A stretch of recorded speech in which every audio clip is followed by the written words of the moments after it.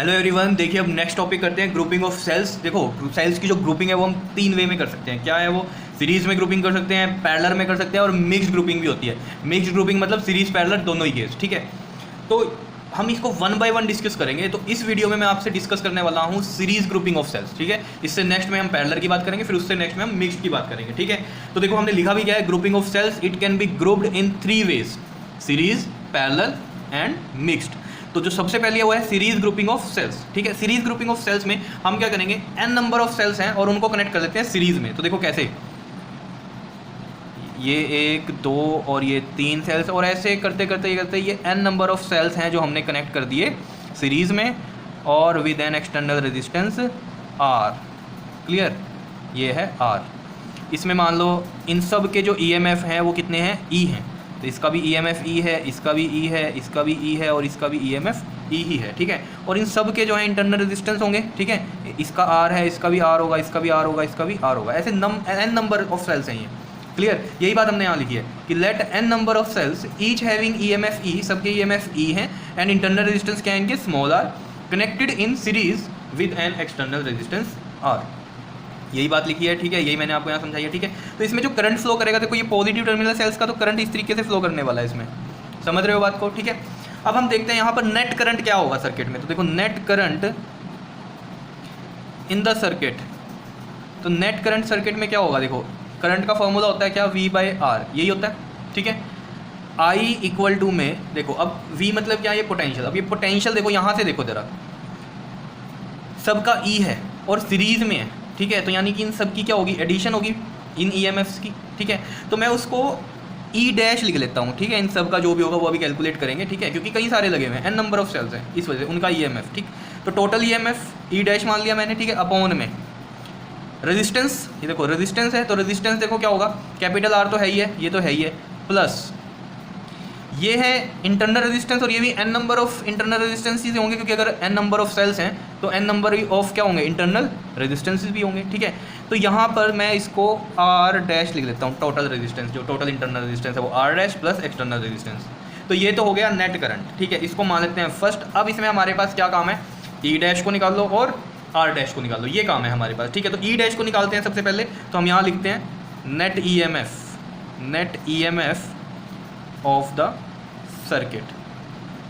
तो net EMF क्या होगा आपके पास, E डैश क्या है हमारे पास, देखो सारे E हैं ये, है ना, कितने n नंबर ऑफ सेल्स लगे हैं, सबका E है EMF। तो E प्लस E और अप टू ये कहाँ तक जाने वाला है बता दो, n नंबर ऑफ सेल्स है तो n तक जाएगा, ठीक है। तो हमने n लिख दिया।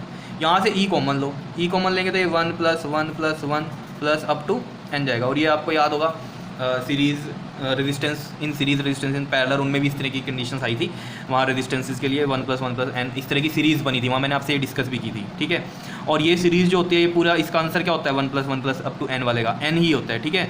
तो देखो E तो ये है ही है हमारे पास, E तो है ही है, ये वाला E, और इसको हमने जब देखा तो ये क्या है, n है। क्लियर, ये वाली सीरीज़ तो कितना आ जाएगा ये आपके पास, NE, मैं ऐसे लिख लेता हूँ E डैश की वैल्यू कितनी आ गई, NE। क्लियर, ये हम यहाँ इस तरीके से बना लेते हैं, ये है हमारी सेकंड इक्वेशन, ठीक है। देखो जिनको नहीं पता ये चीज़ क्या होती है आपके पास 1 + 1 प्लस अप टू n वाली, तो इसको देखो ऐसे समझो, मान लो n नंबर ऑफ सेल्स हैं, वो है 5 सेल्स हैं, और जिनका EMF है मान लो 10 है सबका, ठीक है। तो ये जब हम ऐड करेंगे तो 10 + 10 + 10 अप टू कितना जाएगा ये आपके पास, 5 है ना, तो 5 × 10 लिखेंगे हम, ठीक है। तो यहाँ से मैंने जैसे 10 कॉमन लिया, तो ये 1 + 1 + 1 + 1 + 1 इस तरीके से बनेगा। और इनको ऐड करो, 1 को तो 5 ही नहीं बना, और n कितना था 5, तो ये देख लो जब हमने कॉमन लिया तो इसमें क्या बन रहा है, n ही बन रहा है। तो वही चीज़ मैंने यहाँ लिखी है, सीरीज़ किसकी होती है, n की ही होती है। आ रही हैं चीज़ें समझ में या नहीं, बता दो। जैसे E 10 था तो 10 बाहर है, और ये नंबर ऑफ सीरीज देख लो 5 ही बन रही है, तो यानी कि n ही बन रहा है ना, तो ये मैंने n लिखा यहाँ पर। क्लियर है, समझ में आ रही है चीज़, ठीक है। तो बस जिस तरीके से अभी ये EMF निकाल रहा है, उस तरीके से हम क्या करें, नेट इंटरनल रेजिस्टेंस निकाल देते हैं। तो देखो नेट इंटरनल रेजिस्टेंस क्या आ जाएगा बता दो जरा, नेट इंटरनल रेजिस्टेंस, ये तो बहुत इजी है। देखो इंटरनल रेजिस्टेंस ये किस में है हमारे पास, देखो सीरीज़ में ही है लगे हुए, तो सीरीज़ में नॉर्मल एडिशन होती है। तो देखो R डैश क्या आ जाएगा हमारे पास, R + R अप टू कहाँ तक, ये भी n नंबर तक जाएंगे, क्योंकि सेल भी कितने हैं, n है, ठीक है। तो यहाँ से देखो आपके पास R डैश, R कॉमन लेंगे, ये 1 + 1 + 1 अप टू n तक जाएगा, और ये n की सीरीज़ है, तो R n और मैं आर डैश को क्या लिख सकता हूँ, एन आर लिख सकता हूँ, ठीक है। तो ये आ गया आर डैश, दिख रहा है ये सभी को, आर डैश कितना हो गया, एन आर, इसको मान लो थर्ड। तो बस आर डैश निकालना था, ई डैश निकालना था, तो बस put second and third in first. E dash और आर डैश की वैल्यू पुट करनी थी ना, ये पुट कर देते हैं, इसमें क्या दिक्कत है बताओ, ठीक है। और वैसे भी एक चीज़ ध्यान में रखना, जैसे ये ईएमएफ की हमने बात करी कि ईएमएफ ऐड हो गया, सीरीज़ में जो पोटेंशियल होते हैं या ईएमएफ है ये सब क्या होते हैं, ऐड होते हैं, समझ रहे हो। पैरेलल में ये चीज़ सेम ही रहती है, अगर पैरेलल में कनेक्टेड हो तो ये सेम रहता है, लेकिन अगर सीरीज़ में तो ये हमेशा क्या होते हैं, ऐड अप ही होते हैं, ठीक है, क्लियर है।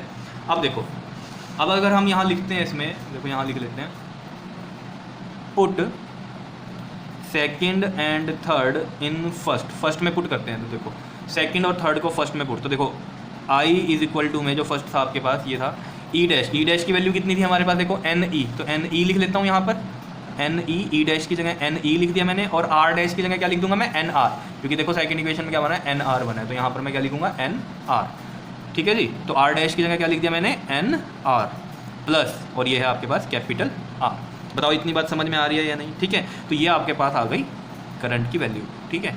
अब यहाँ से देखो, इसमें आपके पास स्पेशल केस बनेंगे, देखो स्पेशल केस कैसे बनेंगे, देखो सेल्स हैं तो करंट को ही डिस्कस करना है हमें कि सीरीज़ में लगा के क्या होगा और पैरेलल में लगा के क्या होगा, या मिक्स्ड कर दें तो क्या होने वाला है, क्योंकि करंट ही मिलता है सेल से, ठीक है। तो ये करंट की वैल्यू हमने निकाल दी यहाँ पर। अब स्पेशल केस हम क्या कर रहे हैं, पहला स्पेशल केस हम कर रहे हैं कि इफ़ जो स्मॉल आर है वो बहुत स्मॉल हो जाए, किससे, कैपिटल आर से, मतलब कि एक्सटर्नल रेजिस्टेंस से इंटरनल रेजिस्टेंस बहुत छोटा हो जाए, तो क्या होगा, देखो उस केस में क्या होता है आपके पास, देखो आई इक्वल टू में, देखो इस केस को डिस्कस कर रहे हैं हम यहाँ पर, ठीक। आई की वैल्यू क्या आ जाएगी, देखो यहाँ से आपके पास एन ई अपॉन में ये आर आ जाएगा। देखो आर ये क्यों आया, देखो जब हम कह रहे हैं कि स्मॉल आर बहुत छोटा है इस आर से, तो आर जो है अप्रॉक्सीमेटली वो जीरो है, जीरो मान के चलते, बहुत ही स्मॉल है तो जीरो के अप्रॉक्सीमेट मान के चल रहे हैं हम इसको, ठीक है।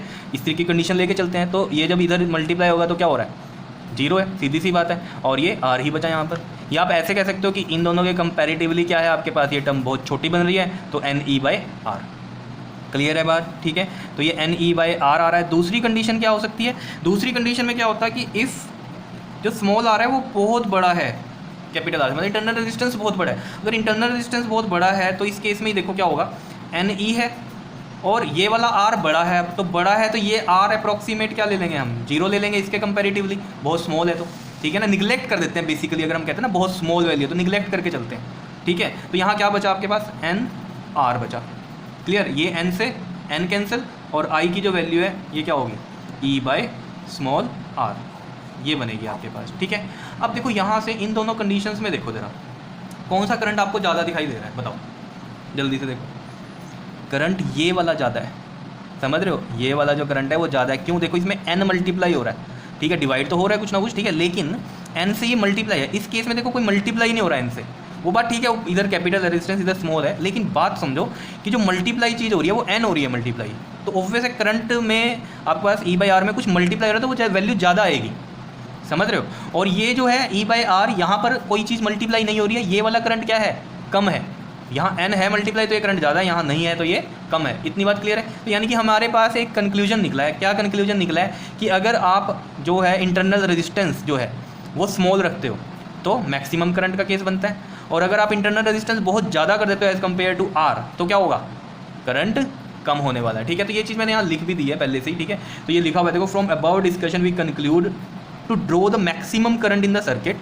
मैक्सिमम करंट अगर आपको चाहिए, the value of internal resistance must be very small, internal resistance की वैल्यू क्या रखनी पड़ेगी आपको, बहुत ज़्यादा स्मॉल रखनी पड़ेगी as compare to external resistance. ये देख लो यहाँ इस केस में हमने स्मॉल रखी एज़ कम्पेयर टू जीरो ही हमने मान के चले थे इसमें, क्योंकि निगलेक्ट करके चलते हैं इसलिए जीरो मान लिया था, ठीक है। एन ई बाय आर आया था, और ये केस कौन सा कह रहा है, वो मैक्सिमम करंट का, जिसमें इंटरनल रेजिस्टेंस क्या रखना है, बहुत स्मॉल रखना है, वो केस मैक्सिमम करंट का होता है। ये चीज़ हमने कंक्लूजन किया इस केस में, सीरीज़ में, ठीक है। तो सीरीज़ के केस में याद रखना है आपको, मैक्सिमम करंट ड्रॉ कब करेगा, जब इंटरनल रेजिस्टेंस बहुत बहुत बहुत छोटा होगा as compare to external resistance R से।